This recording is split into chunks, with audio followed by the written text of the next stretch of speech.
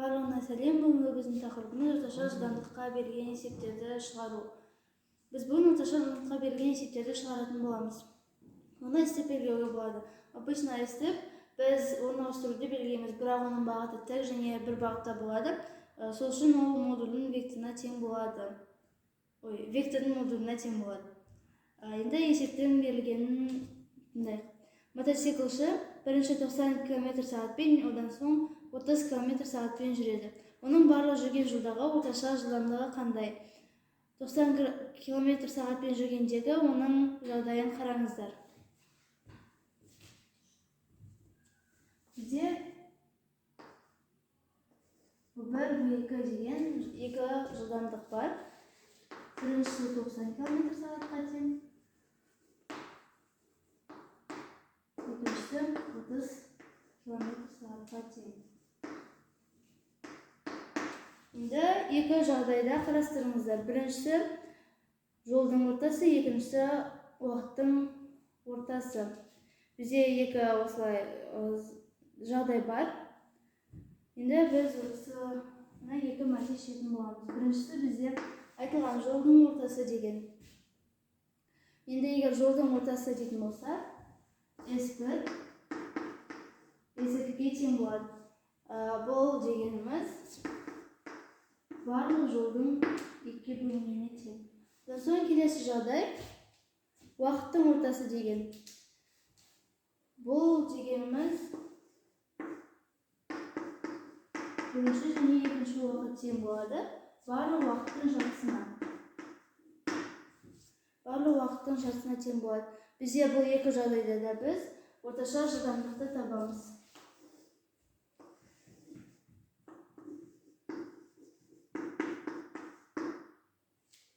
Бұл керегіміз орташа жылдамдық.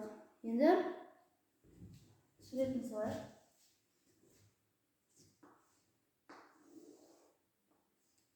Бізде бұл барлық жол және бірінші жағдайда бізге айтылған жолдың ортасы делінген. Біз уже сурет салуда оны анығырақ етіп салу керек, өйткені ол бізге есеп шығаруда удобно болады. Енді бұл бізде барлық жол және оның ортасынан бөлеміз. Сосын бірінші участокта, бірінші аймақта ол 90 км/сағатпен жүрген, яғни ол бізде V1. Және жолда S1 болады. Ол S1-ге 2-ге тең. Екінші участок ода 30 км/сағатпен жүрген, ол V2.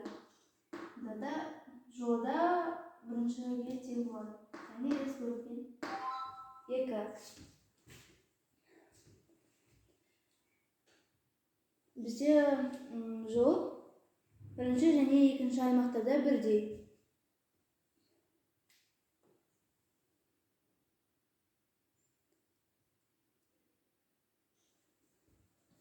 Енді формуласын қарастырайық. Еске түсірейік. Бізде орташа жылдамдықтың формуласы S бөлінген S ол жүрген жол, 6 уақыт. Бізде А жағдайында бізге уже S белгілі. Және де біз осыған тоқталамыз. Өйткені бізге жылдамдықты табу керек, жылдамдықтың уақытын табу керек. Яғни бізде V1 плюс T2-ге болады. Одан соң мұнда бізде мынау бөліктер T1, мына бөліктер T2 болады. Біз жолды белгілі деп алсақ, бізге уақытты табу керек. Ал, яғни бірінші бізде T1-ді табамыз. Бұл V1 бөлінген S жылдамдық S барлық жол. Біз жолды белгілі деп алып, уақытты табамыз. Бірінші ең алдымен T1-ді табамыз. Ол S1 бөлінген V1. S1 бізде S бөлінген 2-ге тең. Және бірінші жылдамдық. Осылай болады. Одан соң екінші уақыт.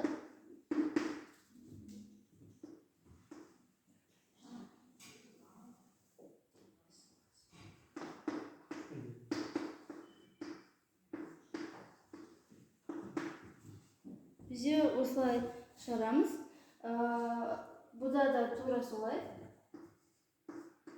Бірақ жылдамдығы басқаша болады. Енді барлық уақытты табу үшін біз қосуымыз керек бірінші және екінші жылдамдықты.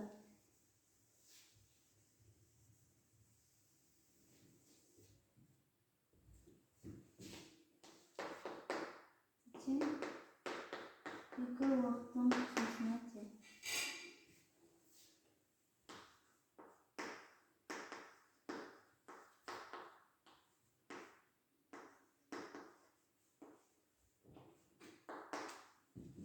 Біз мұнда S2-ні жақша сыртына шығара аламыз, өйткені ол екеуінде де бар.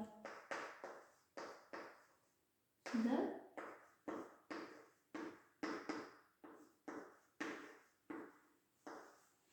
бізде осылай қалады. Және оны түлендіретін болсақ,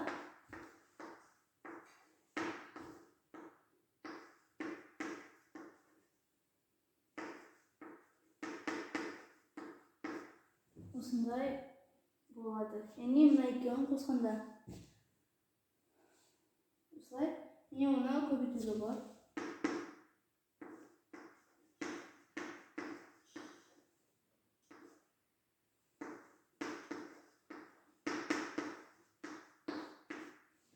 Енді біз орташа жылдамдықты табамыз. Біз жолды белгілі деп алған болатынбыз. Енді оның формуласы бойынша есептейік.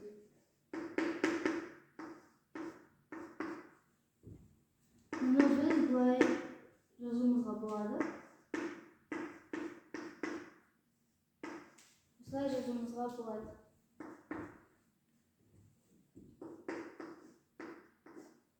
S бізде известно, белгілі.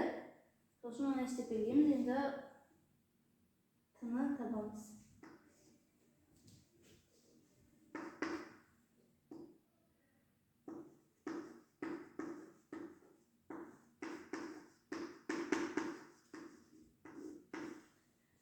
S қысқарып кетеді.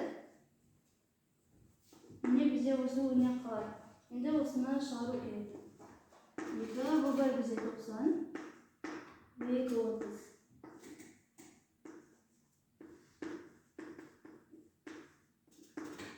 Сонда бізде 45 км/сағат шығады. Сонымен бұл асыл жағдайының шешімі. Енді бұл жағдайы.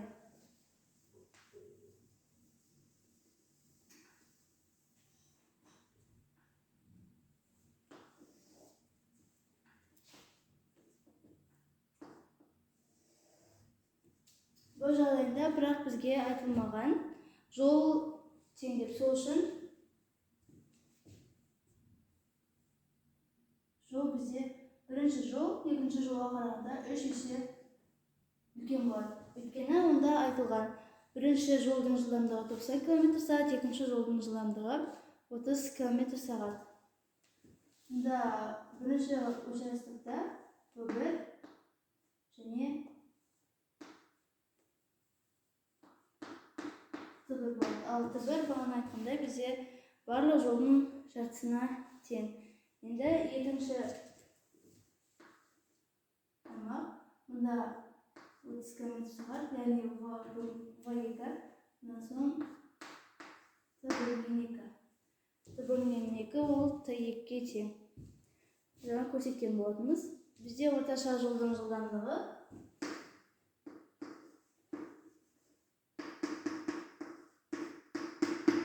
бізге бұны табу үшін бірінші жолды табу керек.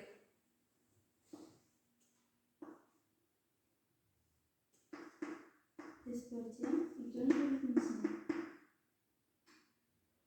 S2 Т2-мен Т2-нің көбейтіндісіне. Ал Т1 мен Т2 барлық жолдың жартысына тең. Яғни екеуі тең бөлінеді. Сол үшін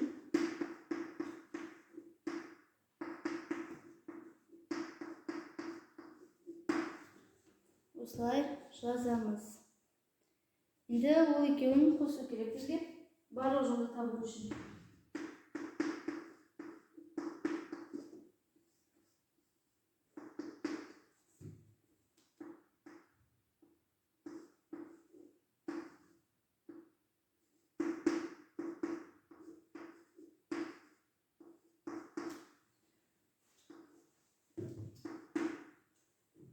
Біз жаса сыртына Т1-ден екіні шығара аламыз. Сонда мұнда Т1 мен Т2-нің қосындысы қалады. Енді біз осы арқылы орташа жылдамдықты таба аламыз.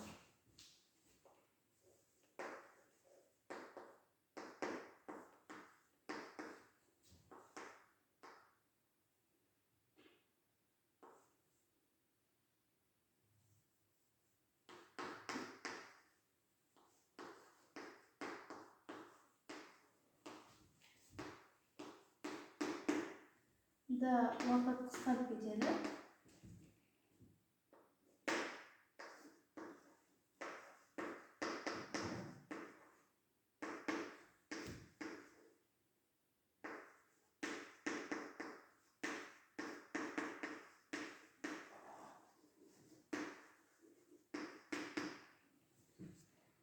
Формула бойынша қорытсақ бізде осылай 60 км/сағат қалады. Тақырып осы, қатты қиын емес. Сабақ бітті, сау болыңыздар.